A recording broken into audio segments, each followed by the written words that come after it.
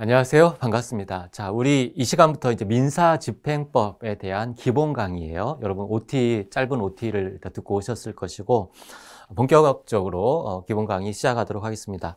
우리가 공부하려는 과목은 민사집행법이에요. 법. 그래서 일단은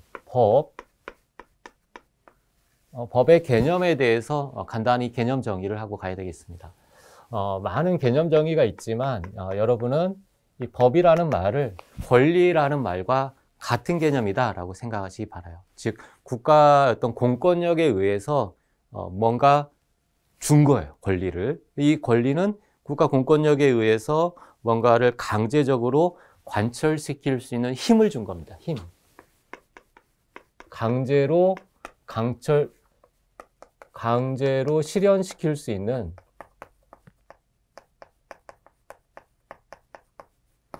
힘, 강제력을 준 게 권리다.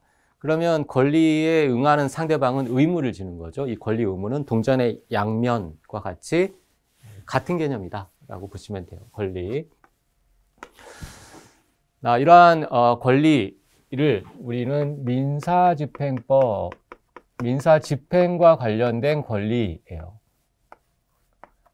민사집행과 관련된 권리들을 배우는 겁니다. 민사집행은 나중에 보겠지만 이건 절차라고, 민사집행 절차법에 속해요. 그럼 이 절차에서 나오는 권리, 이걸 배우는 거예요. 민사집행이라는 절차에서 나오는 권리를 배우는 것이 민사집행법이다. 예컨대 내가 채무자인데 나도 모르는 채권자가 내 아파트를 경매해서 넘겨요. 그러면 나는 가만히 있다가 어느 날 갑자기 등기부 떼봤더니 내 아파트가 경매돼서 누구한테 넘어갔어요. 이거는 좀 황당한 일이잖아요. 어떤 절차를 보장해주기 위해서 너 지금 누군가가 돈 안 갚는다고 해서 네 아파트를 지금 경매하려고 해. 너 사실이 뭐 이의가 있으면 이의를 제기해. 이렇게 뭔가 알려줘야 돼요. 또 채권자도 역시 알려줘야 돼요. 그 당사자들에게 뭔가 알려주고 어떤 객관적인 어떤 절차를 공정하게 거쳐서 결과물을 도출해야 됩니다. 절차상에서 쭉 당사자들에게 발생되는 권리 또는 판사나 집행관이나 관계자들이 지켜야 될 어떤 의무, 이런 것들을 규정해 놓은 것이 민사집행법입니다. 그러면 민사집행에서 가장 중요하게 우리가 공부해야 되는 건 뭘까요? 항상 법은 다 정해놨어요. 이러이러해야 된다. 할 수 있는, 관철시킬 수 있는 힘이 있다. 이러이러해야 할, 상대방은 그러한 힘에 복종해서 어떤 행위를 할 의무가 있다. 뭐뭐 해야 한다. 이렇게 정해놨는데 이걸 사회 구성원들이 또는 판사들이, 집행관이 잘 지키면 아무 문제가 없겠죠. 잘 지키면 변호사는 굶어 죽어요. 판사들도 많은 사람들이 잘릴 겁니다. 법원에 소송이 없으니까. 근데 지금 소송은 넘쳐나고 변호사들도 바쁘다고 난리잖아요. 왜 그럴까요? 사람들이 지키지 않으니까. 그러니까 법이라는 건 이렇게 정해놨는데 이걸 안 지켰을 때 이제 법이 전면으로 등장해서 그걸 해결해 나가는 겁니다. 따라서 우리가 공부하는 이 시험 과목으로서의 민사집행법도 일단 객관적인 어떤 절차, 지켜야 되는 절차, 인정되는 권리, 의무, 이런 것들을 쭉 정해놨는데 이게 이제 1차적이고 2차적으로는 이걸 사람들이 안 지켰을 때 어떠한 효과를 부여할 것인가, 그게 이제 두 번째 공부할 내용이에요. 첫 번째는 이 절차상 당사자들에게 인정되는 권리, 의무, 지켜야 되는 절차, 이런 객관적인 그런 내용이 있고 그걸 공부하고, 두 번째는 그것을 안 지켰을 때의 효과, 이게 절차에서 가장 중요한데 안 지켰을 때의 효과, 그것이 구제 방법이에요. 구제 방법, 머릿속에 어떤 객관적인 절차를 공부하고, 두 번째 그 절차를 안 지켰을 때, 문제가 발생했을 때 어떠한 해결법이 있는가, 항상 두 가지로 접근을 해서 집행법을 공부하시면 되겠습니다. 자, 집행법에 대한 우리가 공부의 어떤 방향을 살짝 맛을 봤고, 민사집행법은 민사에 관한 법이에요. 민사에 관한. 그래서 민사 전체를 일단은 첫 번째 조망할 필요가 있겠습니다. 민사 전체의 절차.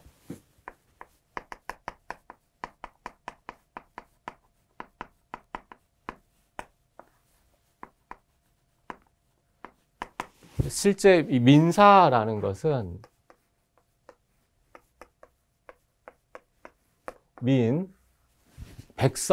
백성들에 관한 일은 이제 분쟁. 백성들에 관한 분쟁, 사건, 이걸 다루고 있는 것이 민사법인데, 이 백성이라는 말은 옛날에 왕권 시대나 백성이라는 표현을 썼죠. 지금은 그래서 왕권 시대가 아니니까 이 백성이라는 민자는 사자와 같은 개념이에요. 개인이죠, 개인들 사이의 어떤 분쟁, 이게 사법이잖아요. 개인들 사이의 분쟁을 어떻게 해결할 것인가, 그 절차를 지금 공부하려는 겁니다. 그러면 여러분이 일단 분쟁에서 해결의 기준이 있겠죠? 그게 민법이에요. 예컨대 갑이 을에게 돈을 1억을 빌려줬어요. 친구인데 1억 대여금 청구권이 있습니다. 권리가 있어요. 돈을 빌려줬는데 안 갚아요. 그럼 이게 여러분이 민법에서 배우는 거잖아요. 민법에서는 어떠한 권리들을 배우죠? 이러한 채권, 계약에 의해서 발생하는 채권, 법률 규정에 따라 발생하는 부당이득이나 불법행위로 인한 손해배상 채권, 그리고 물권, 부동산이나 동산에 관한 소유권, 지상권, 저당권 같은 물권. 그래서 이 물권과 채권, 이걸 이제 주로 민법에서 공부하죠. 이게 재산권이고, 물론 신분권도 있죠. 신분권으로 친족법상의 권리, 상속법상의 권리를 배우죠. 어쨌든 이렇게 쭉 민법에서 배우는 권리, 가장 대표적으로 이 대여금, 돈 빌려줘서 못 갚는 A라는 채권, 이걸 하나 놓고 봅시다. 자, 을이 돈을 갚으면 그 뒤에 절차는 다 필요가 없죠. 을이 자발적으로 법을 이행을 하면 문제가 없습니다. 항상 이행을 안 하니까 문제가 되는 거죠. 우리 얘기하는 거예요. 배째라, 나는 너한테 돈 빌린 적도 없다. 또는 돈을 갚았지 않느냐. 또는 야, 10년 지났어. 소멸시효가 완성했기 때문에 이제 소멸했어. 이제 안 갚아도 돼. 이렇게 서로 분쟁이 발생했을 때 과연 이 갑에게 A라는 권리가 있느냐 없느냐. OX. 이걸 공부하는 게 민법이죠. 소멸시효가 10년이 지났다고, 하지만 10년 지나기 전에 내가 너한테 소재기했잖아. 시효 중단됐기 때문에 리셋돼서 10년, 객관적으로 10년 지났지만 아직 소멸시효는 완성하지 않았어. 자, 권리가 여전히 존재하는지 소멸했는지 이런 것들을 하나하나의 사실들을 적용을 해서 최종적인 결론 OX를 판단하는 것이 민법이에요. 이걸 실체법이라고 하죠. 실체 권리 관계, 실체 권리의 OX 관계, 이걸 공부하는 게 민법입니다. 민법. 여러분 이걸 공부하고 왔어요. 자, 그래서 권리가 있다라고 합시다. O. 권리가 있어요. 근데 우리 돈을 안 주면 이게 기분만 좋지 돌아서면 뭔가 이상하잖아요. 내가 1억 권리가 있다는데 내 주머니에 쓸 돈이 없어. 이거를 실현해야 되겠죠. 얘가 돈을 안 갚으면. 그게 절차입니다. 실현하는 절차.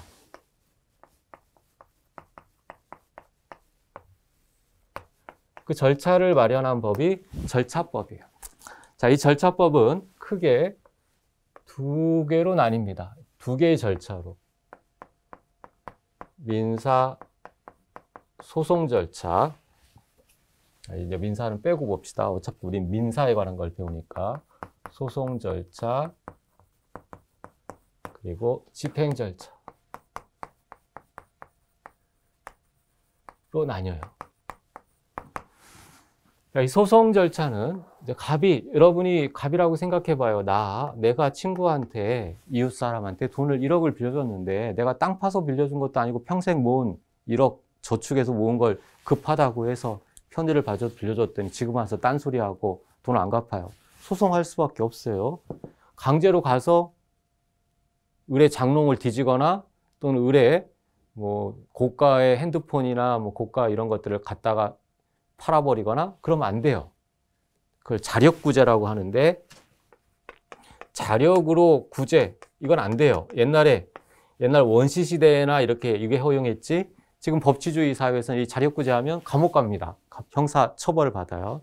자력구제 안 되고 공권력의 힘을 빌려서 법적으로 실현을 해야 됩니다. 그게 절차를 거쳐야 된다는 얘기예요. 첫 번째 거쳐야 될 절차가 소송 절차입니다. 갑이 원고가 되어서 소를 제기해요. 법원에 소제기.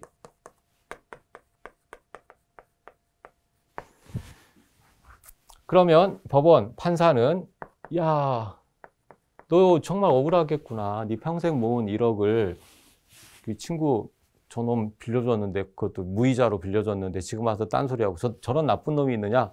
너 승소 판결 땅땅땅 내리면 될까요? 안 될까요? 안 되겠죠. 왜냐하면 얘가 정말로 진실한 말을 하고 있는지 거짓으로 지금 판사를 속이고 있는지 알 게 뭐예요? 알 수 없잖아요. 한쪽 말만 듣고는 송사할 수 없습니다. 아주 유명한 말이죠. 양쪽 말을 다 같이 들어봐야 돼요. 그래서 판사는 부릅니다. 피고를 불러요. 이 부르는 것을, 이 원고는 소제기는 반드시 소장이라는 서면으로 하도록 돼 있어요. 그래서 이 소장을 제출한 것을 소장의 카피본, 부본이에요. 부본. 이 카피본, 복사한 거. 그러니까 부본. 소장 부본을 피고에게 송달을 시킵니다. 너 소제기 당했다. 갑이 지금 1억 달라고 하는데 너 사실이야? 너 한번 할 말 있으면 해봐. 여기서 을을 불러서 양쪽 말을 듣는 거예요. 양쪽 말을 듣고 최종적인 판단을 해주는 것. 이게 민사소송 절차입니다. 이게 민사소송법이고. 자, 여기에서 중요한 게 있어요. 이쪽에 이렇게 선을 그어줘서 실체법과 절차법으로 나누는데, 이 실체법은 과연 갑이 A라는 권리가 있느냐 없느냐, 이걸 인정하기 위해서는 스몰 a, 스몰 b, 스몰 c, 예를 들면 이 세 개의 사실이 진실한 것이 증명되어야 한다라고 합시다. 예컨대 돈을 빌려줬다, A. 그리고 B, 몇 월 며칠 날 갚기로 했다. 그런데 그 몇 월 며칠이 현재 도래했다. 돈을 빌려줬고 1년 후에 갚기로 했는데 1년이 현재 지났다. 그러면 좀 달라고 청구할 수 있는 권리가 있는 거죠. 이 세 개의 사실이 있어야만 A라는 권리가 있는 거예요. 근데 이 세 개의 사실이 진실한지, 예컨대 가장 대표적으로 돈을 빌려준 사실이 있는지, A라는 사실이 있는지, 이것에 대해서는 우리 민법, 실체법에서는 의문을 갖지 않습니다. 이건 당연히 진실한 것으로 전제되어 있어요. 즉, 이 A, B, C, 권리가 인정되기 위한 전제가 되는 사실들의 존부에 대해서는 의문을 갖지 않는다는 거예요. 그건 진실한 걸로 주어졌다. 그걸 저는 이쪽은 신의 영역이다. 이러한 사실 부분에 대해서 다툼이 없어요. 그건 진실한 걸로 취급합니다. 진실한 걸로 보고 순수한 법적 관점에서 권리 OX만 판단하는 거예요. 그러나 이 절차로 오면 이 절차는 인간계예요.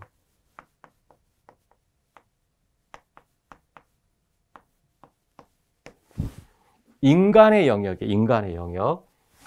자, 얘는 내가 돈을 빌려줬습니다. 피고는 나 저 사람 본 적도 없습니다. 고민에 빠지죠, 판사. 누구 말을 믿어야 되냐? 얘 말을 믿어야 되냐? 얘 말을 믿어야 되냐? 인간적인 고민이 들어가요, 여기는. 서로 다른 말을 할 때. 신은, 저 하늘에 계신 신은 당연히 알고 있죠. 짜식, 이거 이런 거짓말하고 있는 건데. 판사, 너 그것도 몰라? 이 신은 알고 있지만 우리는 이 판사, 이 소송 절차에서는 그걸 모릅니다.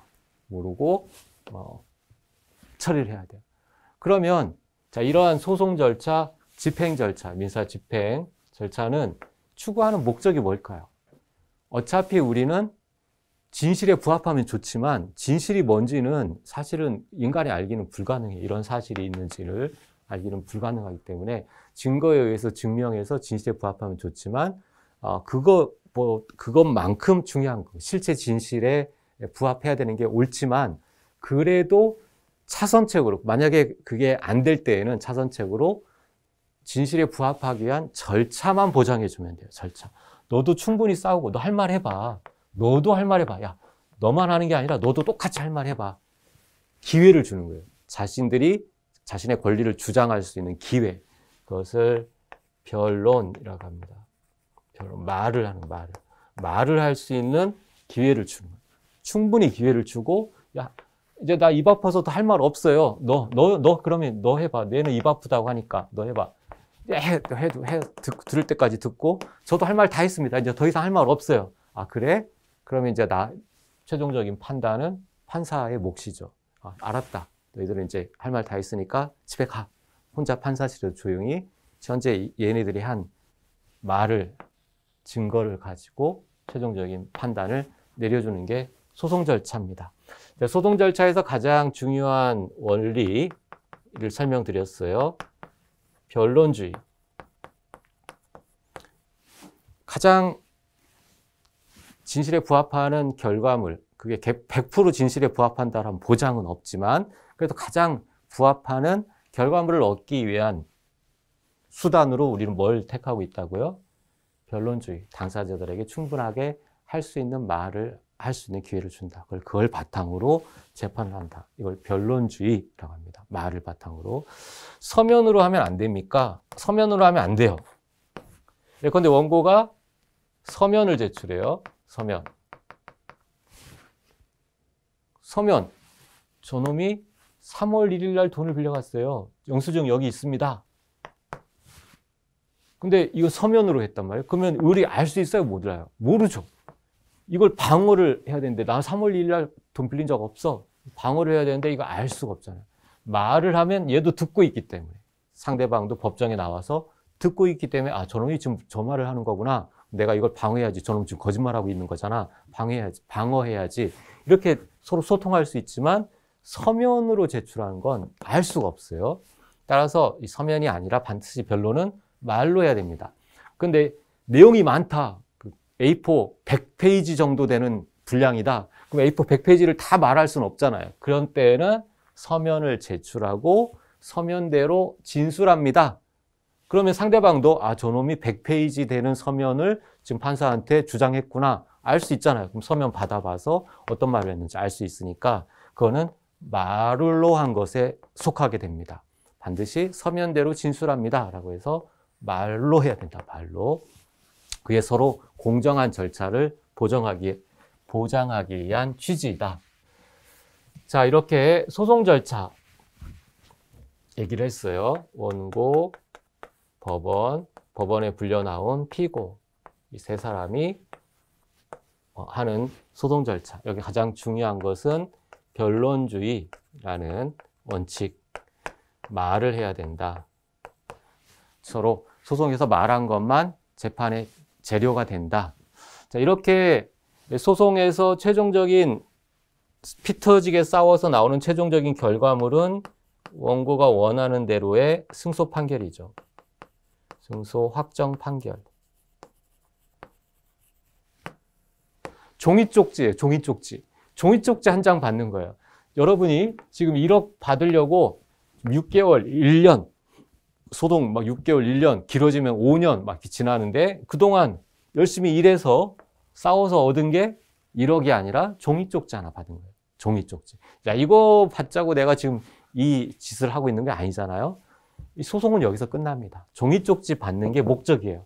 그럼 다음 단계로 가야 되겠죠? 그게 민사 집행 절차입니다. 이 종이 쪽지를 가지고 집행법원에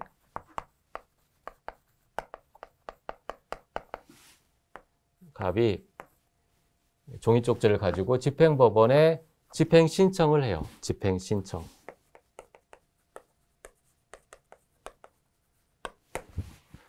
집행해 주세요 라고 하면, 그러면 이 집행법원은 대표적으로 집행관이 그 업무를 담당하는데, 집행법원은 의뢰재산을 뺏어다가 갑에게 주는 거예요. 자, 이 의뢰재산, 즉 갑의 어떤 권리, 갑의 A라는 1억 받을 권리에 복종하고 있는 재산이기 때문에 이 의뢰재산을 책임재산이라고 합니다. 의뢰책임재산. 의뢰책임재산을 뺏어다가 주는 거예요. 근데 갑은 돈 받는 게 목적이잖아. 현금 1억.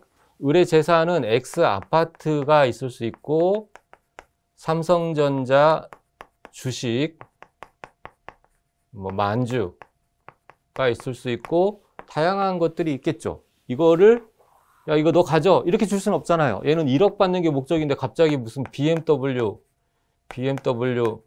람보르기니 자동차 받고 떨어져라. 이렇게, 또는 어디 시골에 있는 다 쓰러져 가는 초가집 이거 받고 떨어져라. 이렇게 할 수는 없잖아요. 그래서 이 책임재산의 종류별로 집행 방법이 달라집니다. 대표적으로는 환가, 아파트가 대표적이라고 합시다. 부동산을 환가, 돈으로 바꾸는 거예요. 이 부동산을 시장에다가 내다 팔아서 돈으로 바꾼다. 환가, 다른 말로 현금화라고 합니다. 기억하세요. 환가 또는 현금화. 현금화해서 돈을 주어주면 최종적인 만족을 얻게 되는 거죠. 이게 집행 절차예요. 이 집행 절차는 채무자의 책임재산 종류별로 다양한 종류들이 있습니다. 종류가 다양하다. 자, 전체적인 큰 개관을 했어요. 명칭을 하나 좀 주의합시다. 이 집행법에서 이렇게 집행을 신청하는 사람, 이 사람을 채권자라고 합니다. 그리고 집행을 당하는 사람, 이 사람을 채무자라고 해요. 자, 여기서 말하는 채권자, 채무자 개념은 우리 민법에서 말하는 채권자, 채무자 개념하고 달라요. 민법에서의 어떤 권리자, 민법상 부동산 소유권에 기초한 소유물 반환 청구권, 민법 213조 소유물 반환 청구권, 그 권리자는 채권자예요, 물권자예요? 물권자죠, 물권자. 소유권이라는 물권. 근데 그 자가 그 권리를 강제 집행으로 들어오면 우리는 그것을 채권자라고 합니다. 그러니까 채권자는 우리 소송에서 원고, 피고처럼 그냥 집행법상의 개념입니다. 이 원고는 우리 민법에서 말하면 채무자일 수도 있어요. 채무 부존재 확인 소송을 제기할 때는 원고가 채무자가 됩니다. 채무자가 제기하는 거예요. 그래서 이 원고, 소를 제기하는 사람을 원고라고, 실체법의 개념과는 완전히 달라요. 이거 완전히 분리되어 있습니다. 실체법 영역과 절차법 영역은 완전히 분리되어 있어요. 신과 인간이 같이 합쳐질 수 없잖아요. 신의 영역과 인간의 영역은 따로따로요. 완전히 분리되어 있어요. 완전히. 그래서 이 원고가 채권자냐? 그렇진 않아요. 채권자일 수도 있고 채무자일 수도 있어요. 다양한 사람들이. 여기도 마찬가지. 집행 절차에서도 여기서 채권자라는 게 매매계약상 채권자 또는 부동산 소유권자, 물권자 그런 개념이 아니라 집행을 신청하는 사람을 채권자라고 하고 집행을 당하는 사람을 채무자라고 한다. 편의상 민사집행에서는 그렇습니다. 일단 법은 개념을 정확하게 가지고 있어야 돼요. 개념에서 흔들리면 아무것도 안 됩니다. 법조문도 다 개념으로 되어 있기 때문에 일단 여기 중요한 개념, 채권자, 채무자 개념까지 설명을 했어요. 그래서 전체 지금 절차를 간단히 언급을 했죠. 민법상의 A라는 권리를 가진 자가 채무자가 배째라라고 버텨서 어쩔 수 없이 배를 짤 수는 없으니까 절차를 거쳐서 소송 절차, 집행 절차로 들어오게 됩니다.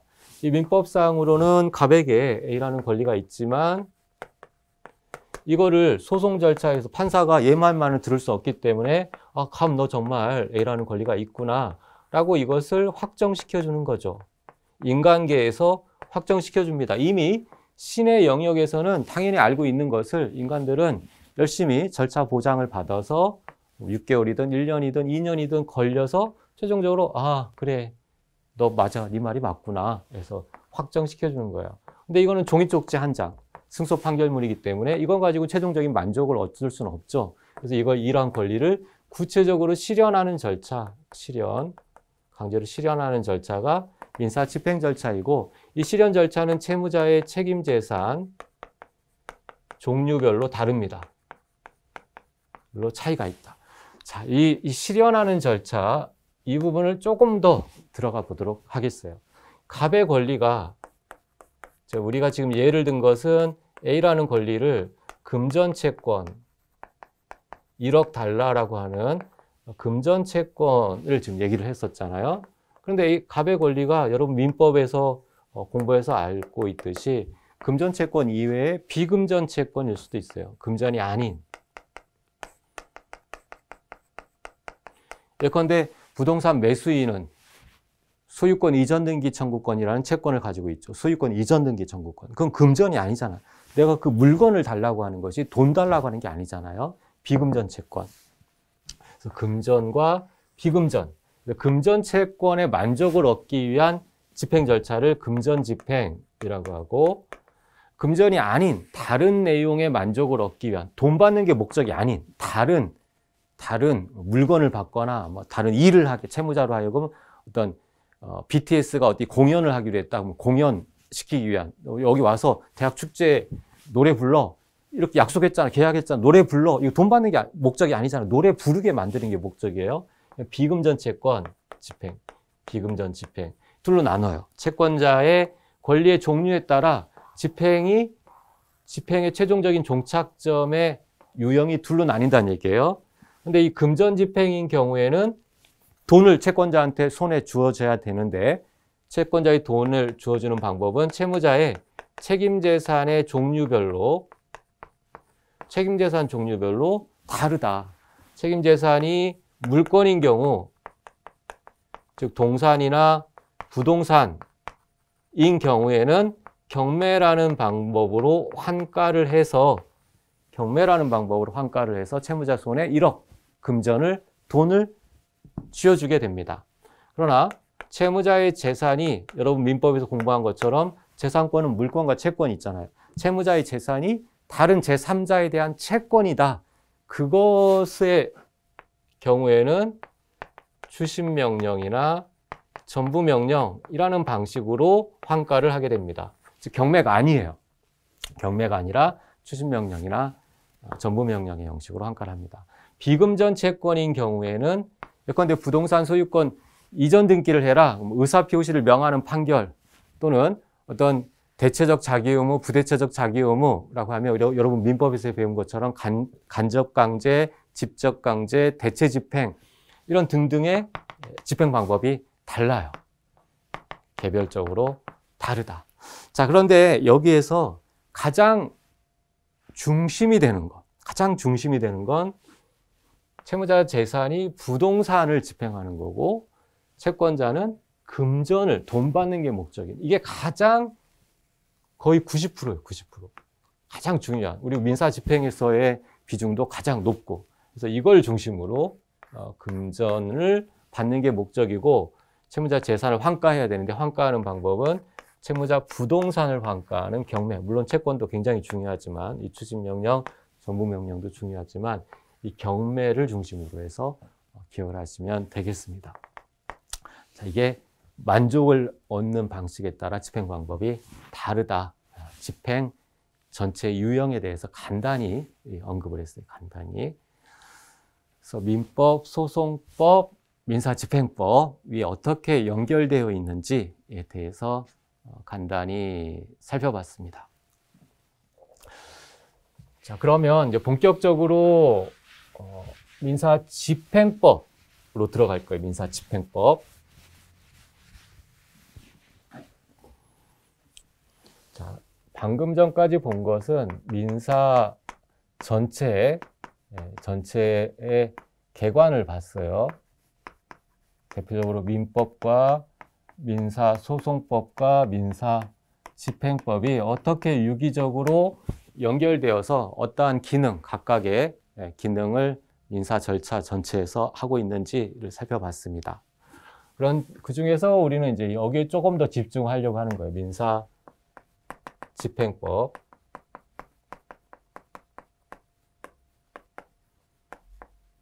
민사집행법. 민사집행법은 방금 전에도 언급한 것처럼 채권자의 최종 목적이 돈 받는 게 목적인 경우와 돈이 아닌 비금전 채권인 경우로 나뉠 수 있고, 기본적으로는 돈 받는 것을 중심으로 보자는 거예요. 금전 채권인 경우로. 금전 집행.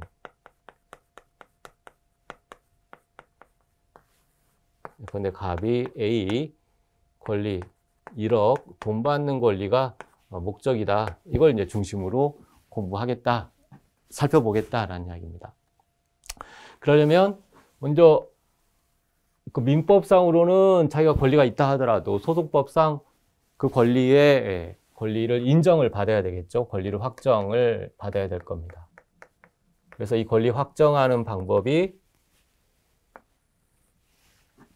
승소 확정 판결을 받는 거였잖아요.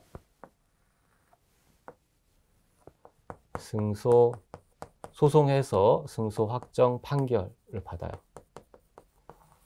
이 판결을 가지고 집행을 신청합니다. 집행 신청. 근데 이 집행 방법은 채무자의 책임재산 종류별로 다르다고 했고, 책임재산 종류 중에 주로 부동산을 우리가 디폴트 값으로 놓고 한번 살펴봅시다. 그 집행 신청, 이 부동산에 대한 집행은 경매를 신청하는 거죠. 그러니까 이쪽은 경매 신청이라고 합시다. 경매 신청. 집행으로 들어오는 거예요. 집행 개시. 본격적인 집행이 개시되는 거예요. 경매를 신청해서 개시. 자, 이러한 경매 절차는 먼저 이런 신청에 대해서 압류를 합니다. 경매 개시 결정이에요. 집행법원이 채권자가 경매 신청하면 요건을 갖췄을 때 이제부터 경매 진행한다라고 경매 개시한다라는 경매 개시 결정을 하고, 이게 등기부에 압류 등기를 하게 돼요. 압류 등기. 첫 번째 단계가 압류입니다. 압류. 그 다음은 현금화라고 했죠. 환가하는 거라겠어요. 최고가를 써낸, 입찰을 해서 최고가를 써낸 입찰자에게 낙찰을 시켜서 매각대금 받아서 부동산은 소유권 낙찰자한테 넘기고 매각대금 받아서 돈으로 만드는 거죠. 이게 현금화. 세 번째는 이제 돈을 나눠주면 돼요. 나눠주는 절차가 배당입니다. 그래서 이 경매 절차는 크게 세 단계 더 머릿속에 암기하셔야 돼요. 경매 개시 결정, 압류, 묶어두는 거예요. 채무자가 이걸 다른 사람한테 팔아버리면 곤란하잖아요. 이 경매 개시 결정, 압류, 가장 큰 효과는 처분 금지죠. 아직 채무자 소유지만, 채무자가 소유하고는 있지만 마음대로 팔 수 없게 묶어두는 힘, 그것이 압류예요. 압류. 처분 금지요를 확보하기 위한 압류, 현금화, 배당 3단계로 경매가 이루어지게 됩니다. 이게 이제 세부적인 경매 절차고, 다시 앞으로 돌아오면 갑이 A라는 권리를 가지고 승소 확정 판결문을 받은 다음에 이걸 가지고 경매를 신청하는 구조인데, 이 경매를 신청하기 전에 중간 단계에 중요한 제도가 하나 있어요. 집행문이라는 제도입니다. 집행문이라는 제도. 이 승소 확정 판결은 어디에서 받아요? 법원에서 받죠. 그 법원을 소송 절차잖아요. 이거는 민사 소송 절차, 소제기를 한 절차. 그래서 소제기를 받은 절차, 소송 절차의 법원이다라고 해서 수소법원이라고 합니다. 수소법원에서 최종적인 승소 확정 판결이 나는 거죠. 하지만 경매를 신청해서 이 경매 절차를, 집행 절차를 담당하는 기관, 여기도 법원이 주로 담당하는데, 이 법원은 집행법원이라고 해요. 집행법원. 즉, 이 직무상 구별되어 있는 거예요. 뭐, 법원에 가면, 서초동 법원에 가면, 여기는 수소법원입니다. 제1 수소법원, 여기는 제3 집행법원, 그런 편말 없어요. 이거는 그냥 직무 개념으로 분리되어 있는 거예요. 분리. 수소법원, 집행법원. 개념이 전혀 다른 개념이다. 그런데 이 두 개는, 이 수소법원은 소송을 담당하고, 여기도 역시 구별되어 있습니다. 소송 절차와 집행 절차는 완벽하게 구별되어 있어요. 소송 절차와 집행 절차는 완벽하게 구별되어 있다. 예를 든다면, 자, 갑이 A라는 권리 1억을 승소받았어요. 승소확정 판결문 받았습니다. 5년 동안 싸웠어요. 5년 동안 소송을 질질 끌어서 피고가 을이 질질 끌어서 해도 너무한다. 결국에는 승소 판결을 받긴 했는데 5년 너무 힘들게 받았어요. 자, 이걸 받고 이제 집행을 돈 안 줘도 집행하려고 했더니 피고가 야, 내가 너 5년 괴롭혔으면 됐다. 나도 네가 돈 빌려줄 때 하도 막 그래서 기분 나빠서 내가 끌은 거지 안 줄 생각은 아니야. 그래서 승소 확정 패소했고 해서 줬어요. 돈을 1억을 전부를 줬어. 그랬더니 갑이 이 녀석이 나를 5년 동안 골탕 먹여. 어차피 줄 걸 지금 줬는데 5년 동안 골탕 먹었어. 너도 한번 골탕 먹어봐라. 그래서 승소 확정 판결이 있으니까 이걸 가지고 집행을 들어와. 집행 신청. 경매하는 겁니다. 경매. 법원에서 이 사실을 알까요? 모를까요? 이 사이에 돈을 갚았다는 거예요. 이 피고가 을이 법원에 얘기를 하지 않는 한 모르겠죠. 그래서 이걸 모르고 쭉 집행 절차가 진행되면 이건 유효해요. 유효. 사실은 얘가 돈 다 받아서 이거 더 이상 이제 휴지가 된 건데 이걸 휴지가 된 걸 가지고 집행해도 유효합니다. 완전히 다르다는 얘기예요. 소송 절차와 집행 절차는 명백히 구별되어 있다. 여기도 마찬가지예요. 여기도 사실은 갑의 A라는 권리가 이미 소멸했어요. 이미 소멸했는데 피고가 소송을 잘못해서 원고 승소 판결이 났다. 이것도 어쩔 수 없는 거예요. 완전히 구별되어 있다. 실체법, 민법과 절차법 완전히 구별되어 있고 절차법에서도 소송법과 집행법은 완전히 구별되어 있다. 따로따로다. 결과가 서로 모순되고 달라도 그건 아무 문제되지 않는다. 전제되어 있는 거예요. 전제되어 있다. 자, 그러다 보니까 이 승소 판결을 받은 시점과 이 집행법원에서 집행하는 시점 사이에는 시간적 차이가 있죠. 시간적 간격이 있습니다.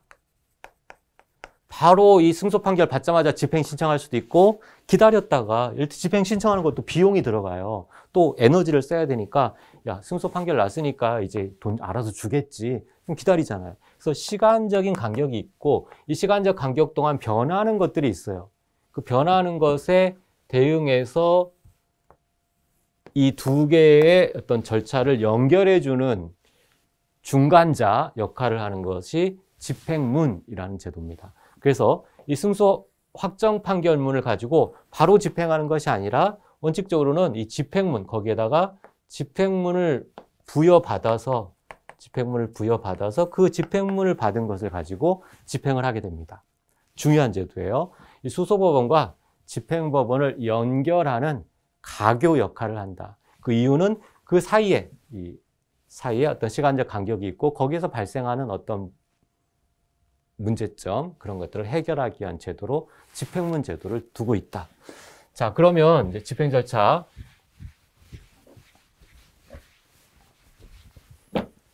승소 확정 판결을 받고 집행문 거기에 집행문을 부여받아서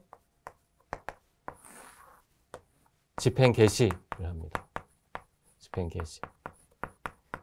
여기에 압류, 현금화, 배당 본격적으로 경매가 개시되는 거예요. 집행문 받아서 이런 구조입니다. 승소 확정 판결, 집행문 받아서 집행. 여기까지는 이제 소송법이니까 승소 확정 판결을 받는 건 소송법이니까 여기 그냥 넘어가고 본격적으로 집행 단계에서는 이 집행문을 부여받아서 집행하는 거예요. 그래서 어떠한 사실 A, B, C 사실이 이 집행문을 부여받기 위한 요소가 될 수도 있고 집행문을 부여받을 때는 이거 증명할 필요가 없고 집행을 개시, 집행 신청에서 경매를 개시하기 위한 요건이 될 수도 있고 그래서 이게 시험에 1차적으로 잘 나오는 파트입니다. 어떠한 사실이 집행문을 받기 위한 요건이냐 아니면 집행문이 아니라 집행문 받을 때는 이거 필요 없고 그 다음 단계인 집행을 개시하기 위한 요건이냐 구별하는 거 중요합니다. 집행문 부분. 자, 그리고 이런 집행을 할 때 이 집행을 하는 원인이 되는 거잖아. 이걸 집행권원이라고 합니다. 집행권원. 집행권원. 대표적으로 승소 확정 판결이죠. 이거 집행권원에는 승소 확정 판결 말고도 여러 가지가 있습니다. 그러나 일단 승소 확정 판결. 그 다음에는 집행증서. 얘가 돈을 안 갚으면 지금 이렇게 소송해서 5년 동안 소송해서 승소 확정 판결 받았어요. 너무 스트레스가 크잖아요. 그래서 그런 것에 대비해서 미리 돈 빌려줄 때 변호사 사무실에 가서 공증사무소에 가서 집행증서를 작성해 놓으면 나중에 돈 안 갚으면 이 소송 절차 거치지 않고 바로 집행해도 좋다라고 사인하는 거. 그걸 집행 수락의 의사. 내가 돈을 안 갚으면 나중에 소송 안 해도 여기다 사인했으니까 이거 가지고 바로 집행할 수 있다. 이런 증서를 공증인 앞에서 작성해 놓으면 이게 집행권원이 됩니다. 즉, 이 강제 집행을 하려면 반드시 집행권원이 있어야 되는데 이 집행권원의 대표적인 예는 소송에서 승소 확정 판결을 받는 것이고 이게 너무 껄끄러우면 미리 집행증서 공증인한테 찾아가서 집행증서를 작성해 놓으면 이게 집행권원이 되기 때문에 승소 확정 판결 받지 않아도 바로 집행문 부여받아서 집행할 수가 있다. 집행권원에 집행문을 부여받아서 집행하는 구조다. 그리고 이 집행권원에 해당하는 건 여러 가지가 있지만 일단 여러분 머릿속에 승소 확정 판결과 집행증서, 공정증서가 있다. 자, 이것만 해도 상당히 많이 했어요. 집행법에서 집행문 제도, 그 집행권원에는 크게 두 종류가 있다. 여기까지 했습니다. 자, 그러면 자, 이게 가장 기본적인 뼈대예요. 경매이고. 근데 민사 집행의 유형은 굉장히 많아요. 경우의 수가 굉장히 많습니다. 왜 그럴까요? 채무자 재산이 다양하잖아요. 채무자 재산이 선박도 있고 비행기도 있고 채권도 있고 증권도 있고 주식도 있고 어음수표도 있고 엄청나게 다양해요. 신탁재산도 있고 조합원 지위도 있고 골프 회원권도 있고 특허권도 있고 그 다양한 종류별로 집행 방법이 다 달라요. 그러니까 무수한 경우의 수가 나오는데 그러면 완전히 헤매게 되는 거죠. 그래서 가장 중심이 되는 뼈대를 하나를 지금 얘기를 한 거예요. 채권자가 추구하는 목적이 돈 받는 목적, 금전 채권, 그걸 금전 집행이라고 하고 채무자 책임 재산을 환가해서 채권자 손한테 돈을 줘야 되는데 채무자 책임 재산의 가장 대표적인 게 부동산이니까 부동산에 대한 집행, 경매다.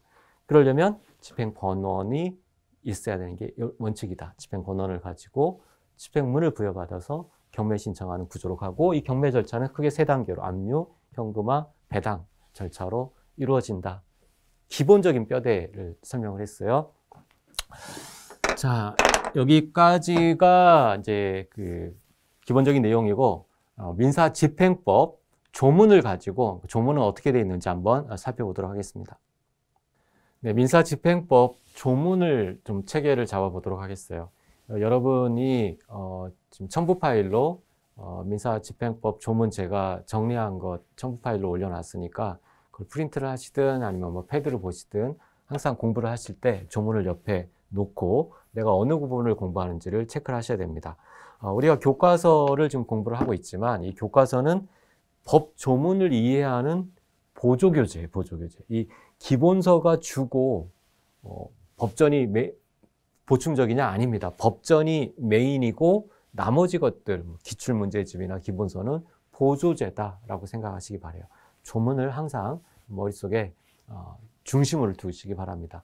그래서 결국 민사집행법 조문이 어떤 순서로 되어 있는지 살펴볼 필요가 있는데 우리 민사집행법은 4편으로 되어 있어요. 총칙, 강제집행, 담보권 실행 경매, 보전처분. 1편, 2편, 3편, 4편.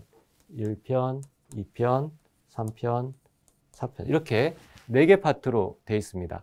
여러분이 민법을 예로 든다면 민법은 몇 개 파트로 되어 있죠?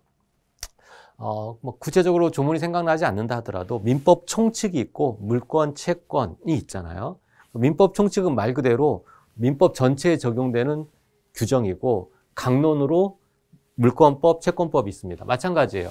이 민사집행법 총칙, 이건 민사집행 전체에 적용되는 민사집행 전체, 민사집행의 총칙이고, 이쪽 강제집행 이 부분은 강론이에요. 강론. 그러니까 민사집행 총론, 민사집행 강론이 여기에 해당합니다. 총론과 강론.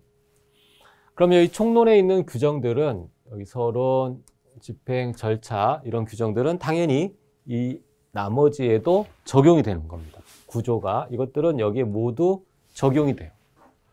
그 다음 강론을 좀 살펴보면 주의할 게 있는데 강론은 강제집행, 우리가 민법에서 물권, 채권, 친족, 상속 이렇게 하듯이 강제집행, 담보권 실행 경매, 보전처분이 있는데 여러분이 딱 봤을 때도 뭔가 이상한 걸 느껴야 돼요. 강제집행. 아니 이게 그럼 이 담보권 실행 경매는 강제집행이 아니라는 건가? 이거는 강제로 집행하는 게 아닌가?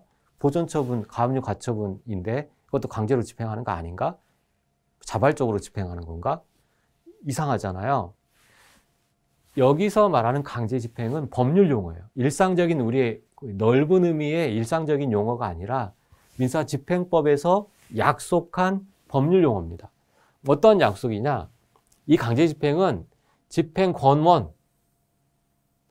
집행권원을 전제로 해서 집행하는 것, 그것을 강제집행이라고 개념 정의를 한 거예요. 그럼 이 담보권 실행 경매는요? 담보권 실행 경매는 승소 확정 판결을 가지고 집행하는 게 아닙니다. 이거는 저당권만 있으면 바로 저당권 서류 제출해서 바로 경매 집행할 수 있어요. 그러니까 집행 권원을 필요로 하지 않아요. 담보권 실행 경매 대표적인 게 저당권을 실행하는 경매인데 저당권 실행 경매 이건 집행 권원 필요로 하지 않아요. 그래서 강제 집행과 담보권 실행 경매는 완전히 다른 개념입니다. 이 보전처분은요. 보전처분은 소송 절차와 집행 절차가 같이 결합되어 있어요. 그래서 또 어려워요. 가압류 가처분. 나중에 얘는 좀 생뚱맞은 거다. 소송 절차와 원래 집행 절차는 구별되어야 된다고 방금 전에 얘기했잖아요. 근데 이거는 서로 합쳐져 있어요. 보전 절차. 생뚱맞기 때문에 따로따로의 강론이고 결국 이 강제집행이라는 건 집행권원을 전제로 해서 이 집행권원에 우리가 뭘 붙인다고 했죠? 집행문을 붙인다고 했죠? 집행문을 붙여서 집행하는 것을 강제집행이라고 합니다. 그래서 이 총칙, 강제집행 총칙에 있는 건 집행권원, 집행문 이런 것들에 관한 내용이고 이거는 당연히 담보권 실행 경매나 보전처분 얘네들은 집행권원이 필요 없으니까 여기에는 적용되지 않겠죠. 이 규정은 이쪽에 적용되지 않습니다. 자, 앞에 총론에 있는 규정들은 모두 적용이 되지만 이 강제집행 총론에 있는 집행권원이나 집행문 이런 거는 집행권원을 전제로 하는 집행 절차이기 때문에 강제집행 절차에만 적용이 되는 거고 담보권 실행 경매나 보전처분에는 적용되지 않아요. 그리고 이 강제집행이라는 개념 그냥 아무 생각 없이 법에 의해서 공권력에 의해서 강제로 민사집행하는 거겠지 그렇게 생각하시면 오산이에요. 그게 아니에요. 민사집행법상의 강제집행은 집행권원을 전제로 하는 집행만을 의미하는 것이다. 강제집행. 그리고 이 강제집행의 종류로는 채권자가 원하는 목적이 금전이냐, 금전 이외의 것이냐에 따라 집행의 유형이 달라지죠. 여기서 이제 강론이에요.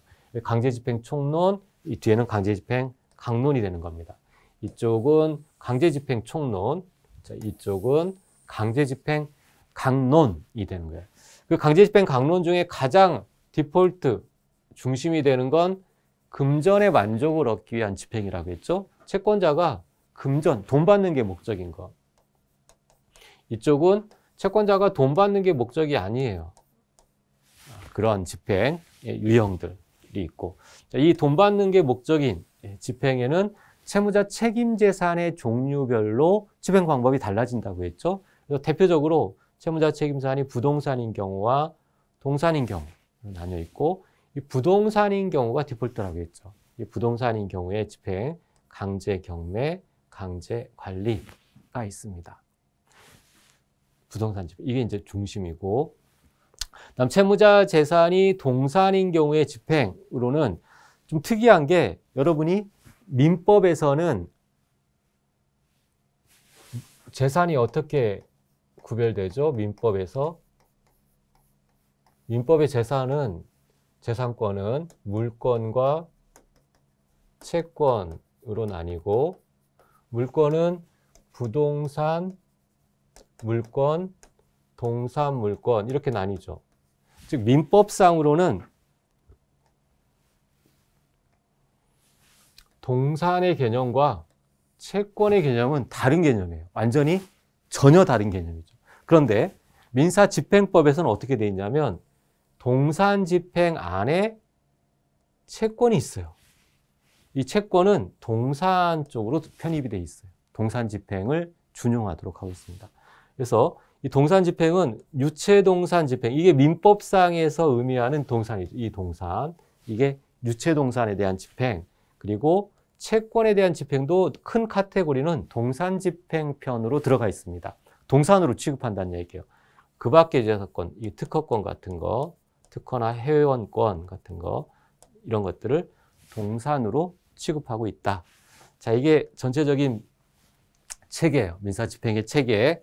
그래서 총론, 특히 강제집행, 그중에 금전채권, 이게 중심이에요. 이게 중심. 이렇게. 자, 그래서 금전채권에 기초한 부동산 집행이 가장 디폴트 중심이 되는데, 거기에는 어떤 규정들이 적용되느냐? 일단 첫 번째 민사집행법 총론, 이 모든 경우에 적용되는 총론. 그다음에 강제집행, 집행 권한을 전제로 하는 개념이니까 강제집행 총론, 집행문을 부여받는 절차, 그다음에 이 부동산 집행 이 부분, 이렇게 적용이 되게 되죠. 조문이 구조가 저렇게 되어 있습니다. 자, 그다음에 하나만 더 체크할 게, 아까도 설명한 것 중에 어떤 절차에서 당사자들이 절차상 권리 의무가 침해됐을 때, 법을 잘 지키지 않아, 판사도 집행관도 뭐 채권자도 채무자도 지키지 않아서 뭔가 침해됐을 때 구제 절차, 불복, 어떻게 불복할 것인가, 이게 중요하다고 했죠. 절차에서는 민사소송법도 그렇고 민사집행법도 마찬가지입니다. 절차법에서 중요한 건 절차를 제대로 지키지 않았을 때, 권리가 침해됐을 때 어떠한 수단으로 자기가 권리구제를 받을 수 있느냐, 이게 중요한데, 이 권리구제 수단에 대해서 총론 15조, 16조가 기본적인 권리구제 수단입니다. 즉시항고를 할 수 있고 집행에 관한 이의 신청을 할 수 있다라고 돼 있어요. 암기하셔야 돼요. 15조, 16조, 즉시항고, 그다음에 이의 신청. 이 두 개의 제도는 굉장히 큰 차이가 있는데, 이 즉시항고는 상소제도예요. 즉 상급 법원에 이르는 거예요. 야, 얘네들 잘못했어. 상급 법원에서 얘 좀 혼내줘. 나 좀 구제해줘. 이게 즉시항고입니다. 여러분이 상소제도 하면 항소, 상고가 있죠. 그 판결에 대한 불복 방법이 항소, 상고인데, 이 결정, 민사 집행 절차에서 집행법원은 다 결정의 형식으로 해요. 이 결정의 형식은 항고가 불복 방법입니다. 그중에서 민사집행법상의 불복 방법의 디폴트 값은 즉시항고로 돼 있다. 15조. 그다음에 이의 신청, 이거는 상소제도가 아니에요. 상급 법원에다가 어떤 구제를 청하는 게 아니라 그 당의 기관, 나를 지금 힘들게 하고 있는, 나의 권리를 침해한 당의 기관에게 한 번 더 재심사해 주세요. 그거 좀 아니잖아요. 당신 잠깐 술 먹고 실수한 것 같은데 한 번 더 다시 한번 들여다보고 저 좀 구제해 주세요. 라고 그 절차 내에서 그 기관에게 재심사를 요구하는 겁니다. 이건 상소제도가 아니에요. 위에서 밑을 파기하는 그런 구조가 아닙니다. 가장 큰 차이 15조, 16조 즉시항고 집행에 관한 이가 있고 나머지 소송 절차 등이 있습니다. 나중에 하나씩 배우게 될 거예요. 근데 조금 내용이 좀 많지만 하나 안 하고 갈 수가 없는 게 이 23조입니다. 민사소송법 23조. 민사 23조에서는 민사소송 절차를 준용하고 있어요. 민사소송법 규정을 준용한다. 그러면 민사소송법에 불복 방법 뭐가 있느냐? 통상항고와 특별항고라는 게 있습니다. 즉 법원의 어떤 결정이나 명령에 대해서 결정이나 명령에 대한 불복 방법은 항고라고 했죠. 항고.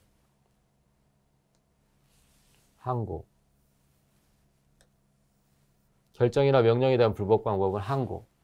그런데 일반적인 불복 방법은 민사소송법 439조의 통상항고라고 합니다. 그냥 통상자 빼고 항고하면 일반적으로 통상항고를 지칭하는 거예요. 이게 디폴트 값이에요. 통상항고가. 항고, 그냥 항고하면 이거는 통상항고예요. 민사소송법 439조에서 규정하고 있는 통상항고. 자, 민사집행에도 당연히 23조에서 민사소송법을 준용하고 있기 때문에 통상항고 규정이 적용이 됩니다. 그리고 민사소송법 449조에서는 특별항고를 규정하고 있는데 이 특별항고는 예외적인 거예요. 거의 인정되지 않아요. 즉 불복할 수 없는 결정에 대해서 헌법 위반이나 아주 특별한 사정이 있을 때 예외적으로 곧바로 대법원에다가 찌르는 거, 이걸 특별항고라고 하는데 거의 인정되지 않아요. 제도가 있다. 근데 우리 시험에는 많이 나오니까 기억하세요. 통상항고, 특별항고. 그런데 민사집행법에 즉시항고 규정이 있죠. 이게 특별 규정이에요. 이게 특별, 이게 일반. 그래서 민사집행법에 즉시항고할 수 있다라고 하면 통상항고나 특별항고는 인정될 여지가 없습니다. 이게 특별 규정이니까. 근데 즉시항고 규정이 없다라고 할 때 통상항고와 특별항고가 문제가 돼요. 그런데 첫 번째 검토하는 건 통상항고예요. 만약 통상항고가 인정이 되면 특별항고는 인정될 여지가 없습니다. 왜 그렇죠? 이건 예외적인 거라고 했잖아요. 전제가 뭐라고요? 특별항고가 적용되기 위한 전제는 불복할 수 없을 때, 불복할 수 없는 결정일 때, 즉 통상항고조차도 못할 때 그런 결정에 대해서만 특별항고, 예외적으로 헌법 위반 등의 예외적인 사유가 있을 때만 가능합니다. 전제가 불복할 수 없는 결정이어야 되고 아주 예외적인 사유, 헌법 위반이라는 예외적인 사유가 있어야 됩니다. 그때만 특별항고가 돼요. 즉 통상항고가 인정이 되면 특별항고 안 됩니다. 다시 정리하면 즉시항고가 인정이 되면 특별항고 인정되지 않아요. 불복할 수 없는 결정인데 불복할 수 있으니까. 그다음 통상항고, 즉시항고가 인정되지 않는다 하더라도 통상항고가 인정되면 역시 특별항고는 인정되지 않습니다. 왜냐하면 통상항고로 불복할 수 있으니까. 이 특별항고가 되려면 누차 강조하지만 불복할 수 없고 그리고 아주 예외적인 헌법 위반 이런 사유가 있을 때만 특별항고가 가능하다. 그리고 민사소송법 준용하고 있기 때문에 이것도 이 민사집행상의 구제 절차에는 검토가 된다. 요건에 해당하는지를 검토한다. 자, 처음엔 잘 와닿지 않을 수 있습니다. 어려운 내용들이에요. 지금 내용이 상당히 많은 설명을 필요로 하고 그러나 일단 입맛만 봤어요. 지금까지 지금 첫 시간에 전체 민사 절차에 대한 개관을 했고 마지막으로 집행법 조문에 대해서 개관을 했는데 어려운 내용들입니다. 이것들을 지금 다 안다면 그 이후에 강의를 들을 필요가 없죠. 일단 뭔가 좀 심각한 논의들이 있구나, 뭐 좀 배울 것들이 저런 걸 배우나 보네, 그 정도 감을 가지고 이제 본격적으로 수업을 듣고 강의에 임하시면 되겠습니다. 잠시 쉬었다가 1페이지부터 보도록 하겠어요.